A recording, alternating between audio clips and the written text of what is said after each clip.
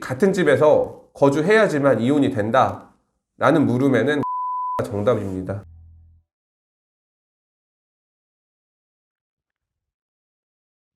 네, 안녕하십니까. 박종현 변호사입니다. 오늘은 이혼소송 의뢰하신 분들이 늘 물어보시는 말들이에요. 정말 단골적으로 물어보시는 주제인데, 별거를 하면 이혼소송에 불리해지느냐 하는 부분에 대해서 좀 말씀드려보려고 하는데요. 어딘가에서는 뭐 상담을 그런 방식으로 받으신 것 같아요. 별거를 하면 유책 배우자가 돼서 이혼소송을 냈지만 결국에는 이혼이 안 될 것이다, 이혼 청구가 기각될 것이다 라는 말씀을 좀 들어보신 것 같습니다. 그런데 실제는 좀 많이 달라요. 자, 원고 쪽에서 이혼을 원하시는 분들이 같은 집에서 생활하고 있으면 재판부에서는 이 사람들이 좀 화해하면 되지 않을까? 감정적인 문제가 있어서 이혼 소장을 내기는 했지만 부부라는 것이 원래 뭐 다투면서도 살아가고 또 대립이 있을 수밖에 없잖아요. 그렇다 보니 이 원고가 이혼 소장을 내고 피고가 이혼에 동의하지 않았을 때 원고에게 이혼 의사를 철회하도록 설득하는 형태의 부부 상담이 이루어지게 됩니다.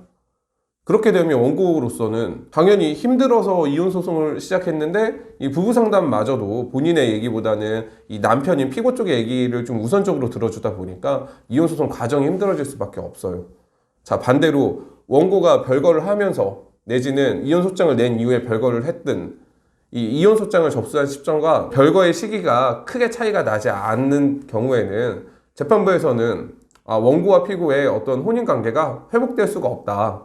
그러니까 이 둘을 더는 같은 공간에서 살으라고 설득하는 것이 의미가 없다라는 방향으로 재판부는 판단을 하게 됩니다. 이혼 소송을 원하는 당사자가 결국 같은 집에서 살 필요는 없어요. 이 여성분들 같은 경우에는 간혹 남편으로부터 뭐 가정폭력 같은 경우를 좀 당하는 경우들도 있고, 뭐 심지어 저희 사건들에서도 그런 경우들이 나오기도 합니다. 그렇다 보니까 이혼 소송을 위해서도 또 이 원고 본인을 위해서도 사실 별거를 하면서 내지는 이혼 소송 이후에는 좀 별거를 준비하시는 것이 전체적으로 좀 유리합니다. 제가 이렇게 영상으로까지 준비하게 된 것은 여성분이 이혼 소송을 의뢰할 때마다 꼭 물어보세요. 공통적으로 물어보신단 말이에요. 별거를 하면 안 되나요? 주변 사람들한테 들어보니 별거하면은 이혼이 안 된다고 하니까 좀 걱정이 된다라고 많이들 말씀하셔요. 그렇지만 이혼 사건을 전담하는 변호사 입장에서 그 주변 분들이 하시는 말씀은 실제 법원의 판결과는 많이 달라요. 그렇기 때문에 영상을 좀 준비해 봤습니다. 뭐 이거는 꼭 여성분에게만 해당하는 것은 아니고 남성분도 마찬가지예요. 자, 이혼을 생각하시고 계시는 분들은 굳이 같은 집에서 거주해야지만 이혼이 된다 라는 물음에는 그렇지 않다가 정답입니다. 자, 오늘 영상은 이렇게 마치도록 하겠습니다. 감사합니다.